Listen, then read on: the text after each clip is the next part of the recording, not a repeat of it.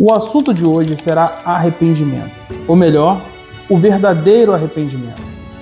Você sabe o que seria o verdadeiro arrependimento? E se há o verdadeiro, há o falso? Fique conosco para mais um vídeo aqui no Crente em Pauta.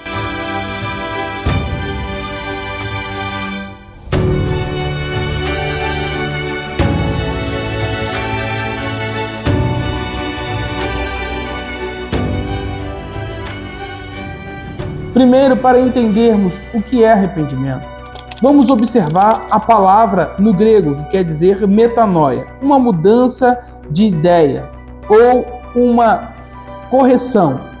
Isso quer dizer o afastamento do pecado e de práticas reprováveis diante de Deus e assim voltando-se para Deus, em um sentido de obediência, em um sentido de correção. Essa doutrina é fundamental para a vida cristã.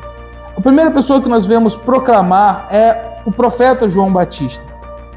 Em Mateus capítulo número 3, versículo de número 2, vamos observar ele dizendo: arrependei-vos porque é chegado o reino dos céus. Nesse caso, ele vai usar a palavra arrependei-vos, que no grego quer dizer metanoia. Meta, mudança de lugar ou posição.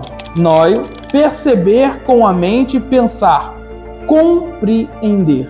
Dando a entender a necessidade que há nesse pedido ou nesse chamamento ao arrependimento. Por isso, o arrependei-vos vem antes do arrependimento, porque ele tem a função de nos convidar a sair de um estado e ir para outro estado, ou fazer uma conversão, quando estamos indo em sentido contrário do qual nós deveríamos ir.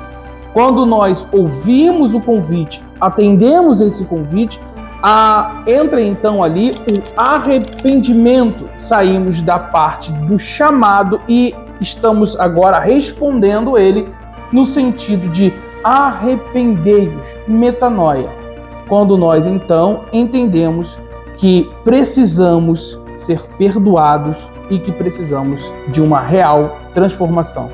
Atos 3, versículo 19 nos diz: arrependei-vos, pois, e convertei-vos para que sejais apagados vossos pecados, e venham assim os tempos de refrigério pela presença do Senhor.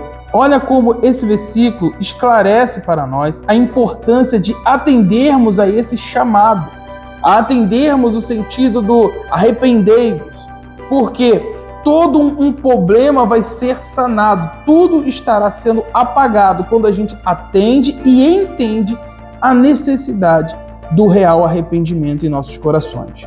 Jesus também continua a pregação de João Batista.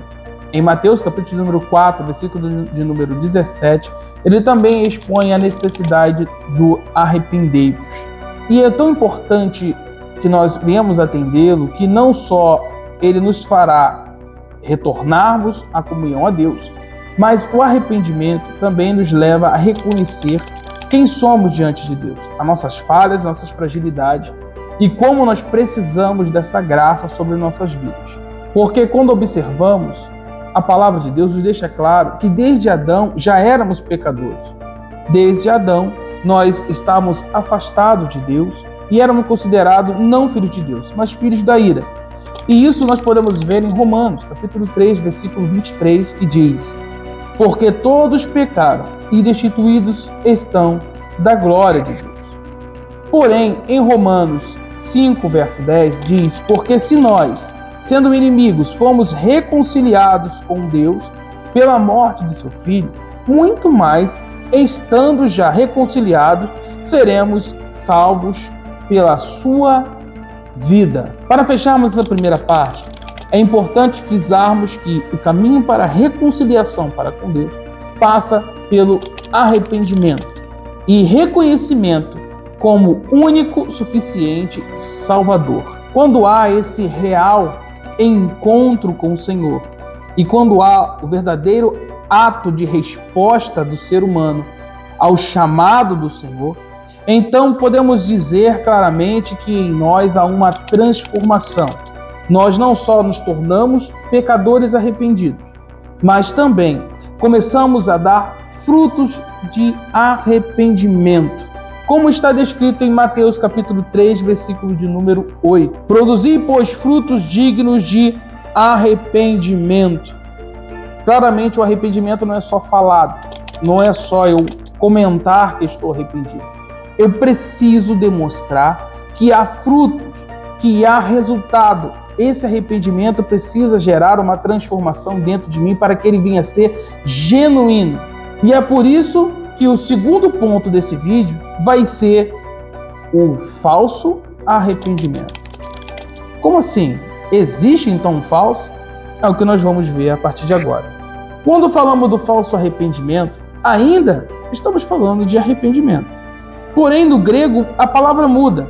Agora, ela vai se chamar metamelomai. Meta quer dizer, novamente, mudança de lugar ou posição. Porém, quando falamos do melomai, estamos falando depois de ter feito algo. Porém, ela configura apenas no sentido emocional. Como assim?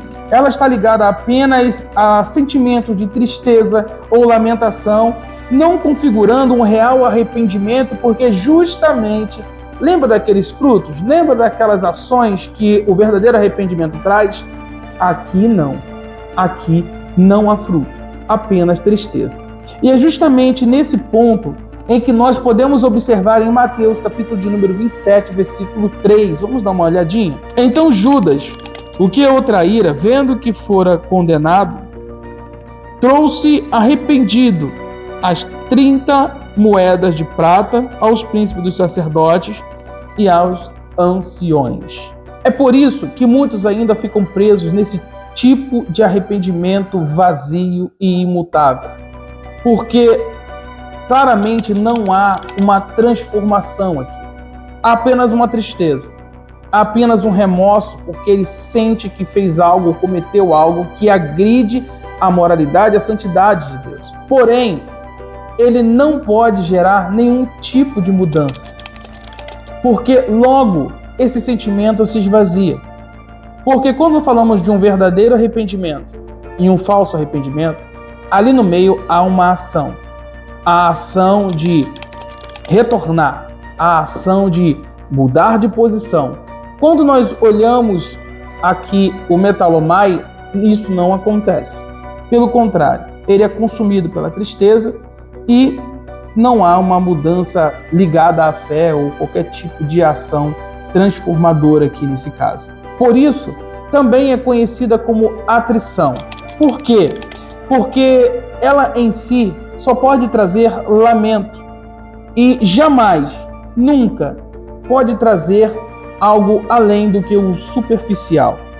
Então ela não é acompanhada de fé e por não ser acompanhada de fé, ela é ineficaz. Por isso muitas pessoas vivem tropeçando e caindo no mesmo erro. Então eu quero te convidar a pedir a Deus e a buscar a Deus o verdadeiro arrependimento. Aquele que traz frutos de arrependimento, aquele que traz mudança, ações, aquele que não fica apenas na tristeza ou se sentindo o pior dos homens, mas que te faz realmente não aceitar mais essa condição. Por isso, que não venhamos jamais viver por atrição, mas sim por contrição. Um real arrependimento genuíno que nos transforma, que nos molda e nos move para longe do pecado e cada vez mais para perto de Deus. Espero ter te ajudado. Não esqueça de deixar seu like, se inscrever no canal para que cada vez mais Deus possa te abençoar e nós possamos juntos estudarmos a palavra de Deus. Até o próximo Crente em Paulo.